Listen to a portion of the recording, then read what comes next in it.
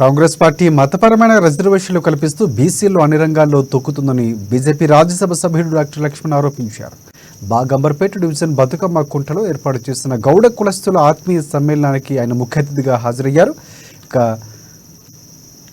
జనాభాలో సగభాగమైన బీసీల కుల వృత్తులను బీజేపీ అన్ని రంగాల్లో ప్రోత్సహిస్తుందని లక్ష్మణ్ తెలిపారు. దేశంలోనే అత్యున్నతమైన పదవిని బీజేపీ బీసీలకు కేటాయించిందని, ప్రధానిగా మోదీని మూడోసారి చేసేందుకు దేశ ప్రజలు సిద్ధంగా ఉన్నారని లక్ష్మణ్ తెలిపారు.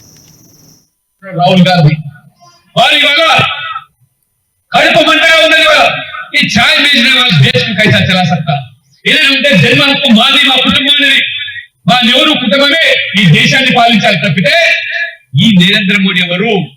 ఈ దేశాన్ని పాలించేది అత్యంత వెనుకబడ్డ వ్యక్తి. అందులో ఒకసారిగా 2 సార్లు గెలిచాడు, 3వసారి గెలిచే పరిస్థితి. నరేంద్ర మోడీ ప్రభుత్వం మీద విమర్శలు చేసే అవకాశం లేక వారి కులం పేరు మీద విమర్శలు చేస్తూ ఉంటారు. సో మోదీ చోటి ఏ రకంగా ఇవాళ రాహుల్ గాంధీ అవమానపరుస్తుంటే అది మోదీని గారు యావత్తు బలహీన వర్గాలను, వారికి వర్గాలను, యావత్తు బీసీ సమాజాన్ని ఇవాళ రాహుల్ గాంధీ అవమానపరుస్తూ ఉంటే ఇవాళ మీ కాంగ్రెస్ నాయకులు వారికి వెన్నుదన్నుగా నిలుస్తా ఉన్నారు.